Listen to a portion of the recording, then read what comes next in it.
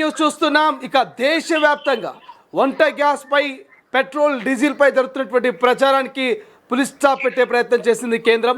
ఓవైపు Iran Israel మధ్య జరుగుతున్నటువంటి యుద్ధ నేపథ్యంలో ఇక చమురు ధరలు పెరగబోతున్నాయన్నటువంటి చర్చకు పులిస్ స్టాప్ పెట్టే ప్రయత్నం చేసింది. ఎస్మాను ఉపయోగించే ప్రయత్నం చేసినట్టు తెలుస్తుంది. ప్రధానంగా వంట గ్యాస్ సిలిండరు, కమర్షియల్ సిలిండర్తో పాటు ఏదైతే పెట్రోల్ గ్యాస్కు సంబంధించి 2 చట్టాలను ఉపయోగించినటువంటి తెలుస్తుంది. ఒకసారి దీనికి సంబంధించిన పూర్తి అప్డేట్స్ తెలుసుకునేటువంటి ప్రయత్నం చేద్దాం. మా ప్రతినిధి మూషం శ్రీనివాస్ ప్రస్తుతం ఫోన్ లైన్లో అందుబాటులో ఉన్నారు. సో మూషం, ఆ ఎస్మా ఉపయోగం ఏంటి, ఎందుకు కేంద్ర ప్రభుత్వం ఈ టైంలో ఈ నిర్ణయం తీసుకుంది? ప్రధానంగా మనము పెట్రోల్ అలాగే లిక్విడ్ పెట్రోలియం గ్యాస్ రెండింటి విషయంలో గత 4 రోజులుగా వస్తున్నటువంటి వదంతులను చూస్తా ఉన్నాం. అందులో ముఖ్యంగా మొదటి రోజు అంటే ఈ యొక్క యుద్ధం స్టార్ట్ అయిన తర్వాత 2-3 రోజుల తర్వాత 60 రూపాయల నుంచి 100 రూపాయల వరకు పెరిగినటువంటి liquid petroleum gas LPG cylinder ధరను కూడా మనం చూసాం. ఆ తర్వాత కొద్ది మేరకు అసలు దొరుకుతుందో దొరకదో, ఎల్పిజి దొరుకుతుందో దొరకదో, పెట్రోల్ డీజిల్ దొరుకుతాయో అన్నటువంటి కొన్ని వార్తలను చూసాం. ఇక ఆ వార్తలు నెలకొన్నటువంటి నేపథ్యంలో పెట్రోల్ పంపుల వైపుకు వాహనదారులు పరుగులు తీసి ఫుల్ ట్యాంకులు చేసుకున్నటువంటి సందర్భాలు కూడా మనం చూసాం. పూర్తి స్థాయిలో ఇది ఒక రకంగా చెప్పాలి అంటే కృత్రిమ కొరతను సృష్టించి దాని నుంచి పైసలు రాబట్టుకోవాలని చెప్పేసి కూడా కొన్ని ముఠాలు యొక్క ప్రయత్నాలు చేస్తున్నట్టుగా ఇంటెలిజెన్స్ వర్గాలు అయితే గుర్తించడం జరిగింది. అందులో భాగంగానే ఎస్మాను ప్రధానంగా అత్యవసర వస్తువుల చట్టం ఈసీఏ ద్వారా దీన్ని ఖచ్చితంగా కట్టడి చేయాలని చెప్పేసి కూడా నిర్ణయించినట్టుగా తెలుస్తా ఉంది. దానిలో భాగంగానే డీజిల్ పెట్రోల్ రవాణాలో అలాగే ఎల్పిజి సిలిండర్ రవాణాలో ఎలాంటి అంతరాయాలు కలగకుండా ఎస్మాను కూడా ప్రయోగించినటువంటి సందర్భాన్ని మనం చూస్తూ ఉన్నాం. దానికి సంబంధించినటువంటి ఆ యొక్క వాళ్ళు ఇచ్చినటువంటి నోటిఫికేషన్ కూడా పూర్తి స్థాయిలో దేశవ్యాప్తంగా అమల్లోకి వచ్చింది. ఇక ఎవరైతే ఈ యొక్క కృత్రిమ కొరతను సృష్టించాలని భావిస్తారో వారికి ఇది చెప్పపెట్టుగానే చెప్పుకోవచ్చు. ఒకవేళ అలాంటి ఆలోచన ఒకవేళ చేసినా కానీ పూర్తి స్థాయిలో వాళ్ళు ఆ యొక్క నిర్ణయాన్ని మానుకోక తప్పదు. ఇక ఖచ్చితంగా కొన్ని సార్లు తప్పని పరిస్థితులలో ఎవరైతే సామాన్యుడు ఉంటాడో సామాన్యుడి కోసమే ప్రభుత్వాలు పనిచేస్తూ ఉంటాయి. అందులో భాగంగానే పరిశ్రమలకి కొంత మేరకు కోత విధించినంత అంటే ఎల్పిజి గ్యాస్ వాడేటువంటి లిక్విడ్ పెట్రోలియం గ్యాస్ వాడేటువంటి పరిశ్రమలు ఏవైతే ఉన్నాయో వాటికి కొద్ది మేరకు తగ్గించేటువంటి ప్రయత్నం చేస్తున్నట్టుగా తెలుస్తా ఉంది. ముఖ్యంగా ఎరువుల కర్మాగారాలకు మాత్రము ఖచ్చితంగా పంపిణీ చేయాల్సినటువంటి పరిస్థితి ఉంటుంది కాబట్టి రైతులకు ఇబ్బంది కావద్దు కాబట్టి వాటికి మాత్రము పూర్తి స్థాయిలో గతంలో మాదిరిగానే లిక్విడ్ పెట్రోలియం గ్యాస్ అయితే సప్లై చేయనున్నారు. ఇక సామాన్యులకు నిత్యావసరంగా భావించేటువంటి గృహోపకరణాలకు మాత్రం ఖచ్చితంగా లిక్విడ్ పెట్రోలియం గ్యాస్ ని ఖచ్చితంగా సరఫరా చేయనున్నారు. కొన్ని కంపెనీలకు మాత్రము ఈ విషయంలో కొద్ది మేరకు ఇబ్బంది పూరితమైనటువంటి వ్యవహారం అని చెప్పుకోవచ్చు. ఎందుకంటే దాదాపు 50% వరకు సప్లైని తగ్గించేటువంటి ఆలోచన చేస్తున్నట్టుగా తెలుస్తా ఉంది. మరొక వైపు ఎవరైతే బ్లాక్ మార్కెట్ చేస్తూ ఉంటారో బ్లాక్ మార్కెట్ కు సంబంధించినటువంటి విషయంలో కూడా ఉక్కుపాదాన్ని మోపనున్నట్టుగా తెలుస్తా ఉంది. దాంతో పాటుగా 25 రోజుల వరకు ఒక సిలిండర్ కు సంబంధించినటువంటి ఒక నియమ నిబంధనలను కూడా తీసుకొచ్చినటువంటి పరిస్థితి. అంటే 25 రోజులకు ఒక గ్యాస్ సిలిండర్ మాత్రమే బుక్ చేసుకున్నటువంటి విధానం. గతంలో 23 రోజులు ఉన్నటువంటి దాన్ని ఇప్పుడు 25 రోజులు 2 రోజులు పెంచినటువంటి సందర్భాన్ని కూడా మనం చూస్తా ఉన్నాం. ఈ మొత్తానికి సంబంధించి కూడా యుద్ధం ఎఫెక్ట్ అనే చెప్పుకోవచ్చు. యుద్ధానికి సంబంధించినటువంటి ఎఫెక్ట్ గానే దీన్ని మొత్తాన్ని కూడా మనం భావించవచ్చు. ఇక ఎస్మా ప్రయోగించడం వల్ల ఈ ఇంధనానికి సంబంధించినటువంటి విషయంలో అత్యవసర సేవల చట్టం ఏదైతే ఉంటుందో దీన్ని ప్రయోగించడం వలన ఖచ్చితంగా ఎలాంటి ఇబ్బందులు తలెత్తకుండా చూసుకోవచ్చు అని చెప్పేసి కేంద్ర ప్రభుత్వం అయితే భావిస్తా ఉంది. ఈ యొక్క ఇంధన ధరల పెరుగుదల విషయంలో కూడా నియంత్రణ ఉండేటువంటి అవకాశం ఉంటుంది. దాంతో పాటుగా దేశంలో ఎవరైతే ఈ యొక్క కృత్రిమ కొరతను రాబట్టాలని చూసారో ఆ యొక్క కృత్రిమ కొరతను రాబట్టడానికి కూడా అవకాశం ఉండకపోవచ్చు. మొత్తం మీద సవ్యంగా ఏదైతే నిత్యావసర సరుకులో భాగమైనటువంటి ఎల్పిజి సిలిండర్ దాంతో పాటుగా పెట్రోల్ డీజిల్లను పూర్తి స్థాయిలో ప్రజలకి సప్లై చేసే విధంగా ప్రభుత్వం ఆలోచిస్తున్నట్టుగా తెలుస్తా ఉంది. ఇక భయాందోళనకు గురి కావాల్సినటువంటి అవసరం అయితే లేదు. పెట్రోల్ దొరకదేమో అని చెప్పిన వెంటనే దూర ప్రాంతాలలో ఉన్నటువంటి వాళ్ళు పెట్రోల్ స్టేషన్స్ కి వెళ్ళి పెట్రోల్ బంకులలోకి వెళ్ళి పూర్తి స్థాయిలో తమ యొక్క పెట్రోల్ ట్యాంకులను పూర్తిగా తమ యొక్క బైకులకు సంబంధించి అలాగే వాహనాలకు సంబంధించినటువంటి ట్యాంకులను ఫుల్ చేసుకున్నటువంటి సందర్భాలు మనం చూసాం కాబట్టి అలాంటి సిచ్యువేషన్ అయితే ఉండకపోవచ్చు. ఖచ్చితంగా అన్నింటినీ మేము బేరూజు వేసాము అనేది సమాచారాన్ని అయితే ఇటు ఇంధన శాఖ చెప్తా ఉంది. దాంతో పాటుగా ఎస్మా ప్రయోగించడం ద్వారా ఎవరైతే ఈ యొక్క కుయుక్తులు పండుతా ఉన్నారో వారికి సంబంధించినటువంటి విషయంలో మాత్రం ఇది చెంపుపెట్టుగానే చెప్పుకోవచ్చు. Srisailam. Right, thank you భూషం, thank you for update. ఇది ఓవరాల్గా కేంద్ర ప్రభుత్వం ఇక 2 చట్టాలను ఉపయోగించింది. ఒకటి ఎస్మా అయితే, రెండోది ఏదైతే ప్రధానంగా ఈసీ అని చెప్పేసి అంటే అత్యవసర వస్తువుల చట్టం. అసలు ఈ అత్యవసర వస్తువుల చట్టము ఎస్మా, అసలు ఎస్మా అంటే ఏంది, ఎట్లా పనిచేస్తుంది అనేది కూడా మనం ఒక్కసారి తెలుసుకునేటువంటి ప్రయత్నం చేద్దాం. ప్రధానంగా ఎస్మా గురించి చాలామందికి తెలియదు.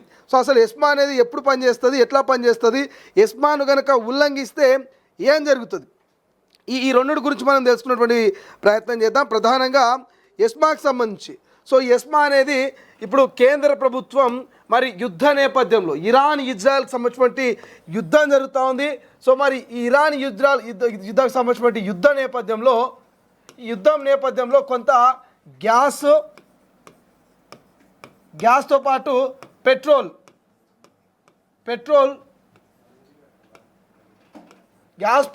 అదేవిధంగా డీజిల్, ఈ గ్యాసు, పెట్రోల్, డీజిల్కి సంబంధించి కొంతమంది దొంగలు కృత్రిమ కొరతను సృష్టించే ప్రయత్నం చేస్తూ ఉన్నారు. ఈ కృత్రిమ కొరత అంటే ఏంది, ఇప్పటికే కేంద్ర ప్రభుత్వం క్లియర్గా చెప్పింది. ఏమని చెప్పింది కేంద్ర ప్రభుత్వం, అసలు ఈ యుద్ధంతో మనకు సంబంధం లేదు, మన దేశంలో మరి ఎంత అవసరమో అంత గ్యాస్ ఉన్నది, పెట్రోల్ ఉన్నది, దగ్గర 6 నెలలకు సరిపడేటువంటి నిల్వలు ఇంకా మన దేశంలో ఉన్నాయి. ఏం చెప్తుంది కేంద్ర ప్రభుత్వం, 6 నెలలకు సరిపడా డీజిల్ ఉన్నది, పెట్రోల్ ఉన్నది, గ్యాస్ ఉన్నది. సో ఇవన్నీ 6 నెలల దాకా సరిపోతాయి.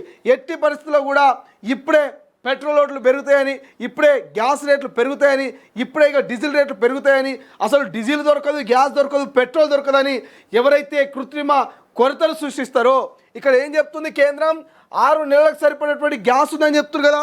ఇక్కడ గోదాంలో ఫర్ ఎగ్జాంపుల్ హైదరాబాద్ తీసుకుందాం మనం. హైదరాబాద్కు సంబంధించి ఇక్కడ గ్యాస్ సరిపడా గ్యాస్ ఉంటుంది. కానీ మరి ఈ కృత్రిమ కొరతలు సృష్టించే దొంగలు, ఈ బ్లాక్లో అమ్ముకునేటువంటి దొంగలు ఎటువంటి భయభ్రాంతులకు గురి చేస్తారంటే, ఇక్కడ ఫర్ ఎగ్జాంపుల్ 100 ఎల్పిజి గ్యాస్కి సంబంధించినటువంటి బుడ్లు ఉన్నాయనుకోర్రి, వీడు ఏం చెప్తాడు, లేవు ఒక 10 మాత్రమే గ్యాస్ సిలిండర్లు ఉన్నాయి, అసలు గ్యాసే లేదు అనేటువంటి ఒక భయాందోళనకు సృష్టిస్తాడు. సో దీని ద్వారా ఎవరైతే వినియోగదారులు ఉంటారో, కమర్షియల్ గ్యాస్ కొనే వాళ్ళు కావచ్చు, ఎల్పిజి అంటే ఇంట్లో నిత్యావసరానికి గృహంలో వాడేటువంటి గ్యాస్ వాళ్ళు కావచ్చు, అంటే ఒక్కసారిగా బెంబేలు ఎత్తిపోతారు. అంటే గ్యాస్ లేదంట, సో గ్యాస్ను బ్లాక్లో అయినా కొనాలి, మరి గ్యాస్ లేకపోతే వంట వండుకునేటువంటి పరిస్థితి లేదు. సో నిత్యం జీవితం ఉరుకులు పరుగులతో ఉన్నటువంటి జీవితం ఇదంతా కూడా. పొద్దున్న లేవాలి, అవసరమైనటువంటి ఆహారాన్ని వండుకోవాలి, మరి ఉద్యోగానికి పోవాలి, ఇదంతా కూడా రొటీన్గా ఒక సర్కిల్లా తిరుగుతుంటుంది ప్రతి మనిషి జీవితం. మరి ఈ రొటీన్ సర్కిల్లో గ్యాస్ను బుక్ చేసినాక దాన్ని వచ్చేంత వరకు వెయిట్ చేసేంత ఓపిక టైం కూడా చాలామందికి ఉండదు. సో వాళ్ళు ఏం చేస్తారు, ఆల్టర్నేట్గా గ్యాస్ అయిపోతుంది, గ్యాస్ దొరకట్లేదు అనగానే నెక్స్ట్ ఎటు పోతారంటే ఈ బ్లాక్లకు పోతారు. బ్లాక్లకు జనరల్గా 965 రూపాయలు ఉన్నది ఇప్పుడు గ్యాస్ ఎల్పిజి. మరి బ్లాక్లో ఎంత అమ్ముతారు, వాని ఇష్టం వచ్చిన రేటు పెడతాడు. బ్లాక్లో గ్యాస్ లేదు, 2000 ఇస్తేనే గ్యాస్ పుడిస్తే లేకపోతే లేడు అంటాడు. సో ఇక్కడ సామాన్యుడికి చాలా ఇబ్బందికరమైనటువంటి వాతావరణం. ఈ పరిస్థితులను, ఈ కృత్రిమమైనటువంటి గ్యాస్ కొరతను సృష్టించి ఆ డబ్బులను క్యాష్గా చేసుకునేటువంటి ప్రయత్నం చేస్తారు కొంతమంది మధ్యవర్తులు, బ్రోకర్లు, ఇక బ్లాక్ మార్కెట్లో ఉన్నటువంటి దళారులు. సో వీటన్నిటికీ పులి స్టాప్ పెట్టే ప్రయత్నమే ఎస్మా. మరి ఎస్మాకి సంబంధించి ఇప్పుడు చెప్పుకున్నాం కదా, ఈ ఎస్మా ఎట్లా పనిచేస్తుంది, మీ దగ్గర 100 గ్యాస్ సిలిండర్లు ఉన్నాయి. ఈ 100 గ్యాస్ సిలిండర్లు రెగ్యులర్ ఫార్మేట్లో, రెగ్యులర్గా మీకు బుకింగ్ రాగానే 24 అవర్స్లోనా 48 అవర్స్లోనా మీరు ఎట్లయితే డెలివరీ ఇస్తారో ఆ డెలివరీ ఇవ్వాల్సిందే. మీరు గోదాములనే నేను గ్యాస్ బండి పెట్టుకొని కూర్చుంటా, నేను డ్యూటీకి రాకుండా ఉంటా, ఆన్ టైంలో సప్లై చేయకుండా ఉంటా అంటే కాదు. ఈ ఎస్మా ఒక్కసారి కనుక ఎస్మా చట్టాన్ని ప్రయోగిస్తే 6 నెలల దాకా ఎస్మా చట్టం ఉంటుంది. ఎస్మా చట్టం అనేది 6 నెలల దాకా దేశవ్యాప్తంగా అమల్లో ఉంటుంది. మరి 6 నెలల దాకా అమల్లో ఉన్నటువంటి ఎస్మా చట్టాన్ని ఎవరైనా ఉల్లంఘిస్తే, విధులకు కనుక వాళ్ళు రాకుండా, ఈ ఎస్మా చట్టం అమల్లో ఉన్నప్పుడు పెట్రోల్ కానీ, డీజిల్ కానీ, గ్యాస్ కానీ రవాణా చేసే సిబ్బంది కానీ, యజమాన్యం కానీ, మరి వాళ్ళ విధులను సకాలంలో సక్రమంగా నిర్వహించకుండా బ్లాక్లో అమ్ముకోవడమో కృత్రిమ కొరతను సృష్టించడమో చేస్తే వాళ్ళ మీద కేసు ఫైల్ అవుతుంది. ఏమవుతుంది? వాళ్ళు పలు సెక్షన్ల కింద అరెస్ట్ అయ్యేటువంటి అవకాశం మనకు కనిపిస్తూ ఉంది.